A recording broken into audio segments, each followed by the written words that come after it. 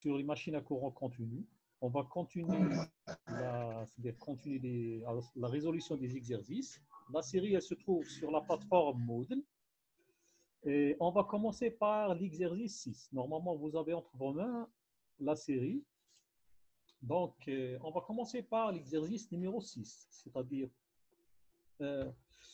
donc, l'énoncé d'exercice, c'est un moteur à excitation indépendante. Il absorbe un courant nominal de 20 ampères alimenté sous 240 volts. Sous 240 volts, la résistance de l'enroulement de l'induit R est de 0,3 ohms. Donc, ce qu'on remarque là, c'est-à-dire l'énoncé, c'est-à-dire il absorbe. Donc, c'est un moteur. Donc, c'est une machine à courant continu en mode de fonctionnement moteur. Donc, le courant absorbé, c'est au niveau de l'induit. Donc, ce qu'on remarque, c'est sa valeur. Donc, c'est le courant de l'induit I. Il est alimenté sous une tension d'induit de 240 volts. Donc, c'est une tension d'induit, bien sûr. Donc, en résumé, les données de l'exercice, le courant de l'induit de 20 ampères, la tension de l'induit, elle est de 240 volts. La résistance de l'enroulement de l'induit, elle est de 0,3 ohms. Donc, on va répondre à question après question. Donc, la solution de l'exercice. Donc, en commençant par la première question.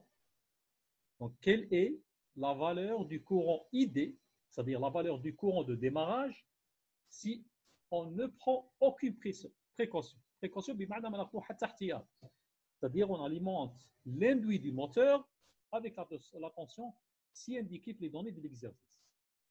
Donc, c'est un grand problème, le problème de démarrage. On va commencer avec un petit rappel de cours. Donc, à l'instant de démarrage, c'est à l'instant où on ferme l'interrupteur sur l'alimentation, c'est-à-dire l'interrupteur pour alimenter le circuit d'induit qui se trouve dans le rotor. Le rotor étant immobile, c'est-à-dire la vitesse avec laquelle va tourner, ça veut dire qu'elle est nulle. À cet instant, la vitesse du moteur, elle est nulle. Étant donné que l'expression de la FEM, E est égale à K fois phi fois la vitesse, donc nous avons, à l'instant de démarrage, la FEM, la force contre-électromotrice, ED, est égale à 0. Donc l'équation des tensions au niveau de l'induit, elle s'écrit de la façon suivante. E est égal à UI moins RI fois II. E, elle est égale à 0. Donc, on remarque bien la force contre-électromotrice. La force contre-électromotrice, elle est nulle.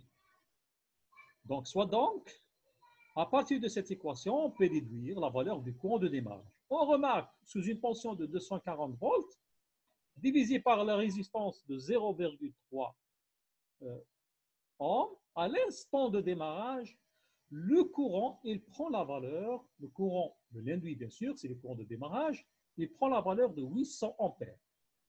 Donc, vous remarquez bien que la valeur du courant de démarrage, elle est très, très grande par rapport au courant nominal, qui est déjà indiqué les données de l'exercice. Donc, si on fait le rapport, c'est-à-dire ID نقسمه على IN, on va remarquer que le courant de démarrage est 40 fois plus grand que la valeur du courant nominal.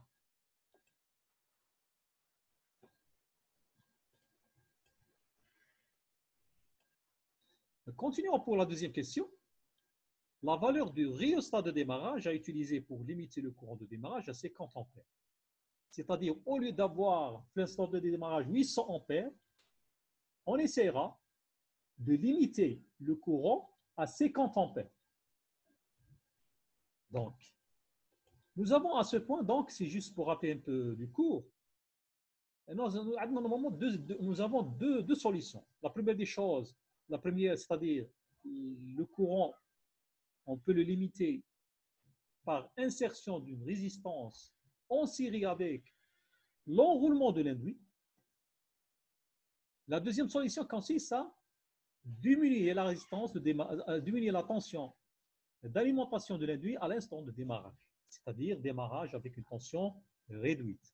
Donc, on a l'ajout d'une résistance variable, bien sûr variable RD, en série avec le circuit d'induit elle constitue une solution pour limiter le courant de démarrage ID. Donc, le circuit ID, donc le circuit de l'induit du moteur, et ainsi, on va insérer maintenant une résistance qui est variable, c'est RHT, bien sûr alimentée sous la tension UI. Donc, en effectuant, donc on peut faire ici la loi des mailles pour les tensions, c'est-à-dire la somme algébrique des tensions est égale à 0. À l'instant de démarrage, la force contre électromotrice est égale à 0.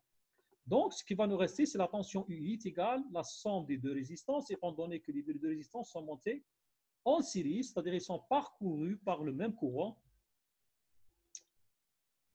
On va donc à cet instant, c'est l'instant de démarrage bien sûr, E est égal à 0.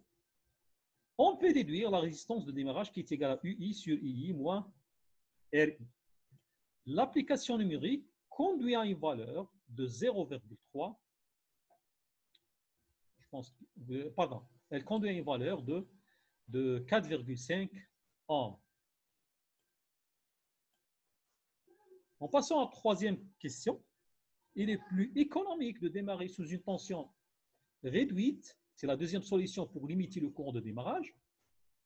Dans ce cas, on demande de déterminer quelle est la tension avec laquelle le moteur peut démarrer en limitant le courant à 50 ampères. Donc, la deuxième solution donc, consiste à démarrer sous une tension UD réduite. Elle est inférieure à la valeur de la tension nominale. Dans ce cas, nous avons la relation suivante. UI est égal à RI multiplié par ID. Donc, en faisant une application numérique, 0,3 multiplié par 50 ampères, c'est-à-dire la valeur du courant de démarrage à l'unité, on obtient 15 volts. Ça veut dire qu'il faut démarrer avec la valeur de 15 volts appliquée au bord du circuit de l'induit pour limiter le courant de l'induit à l'instant de démarrage à une valeur de 50 ampères.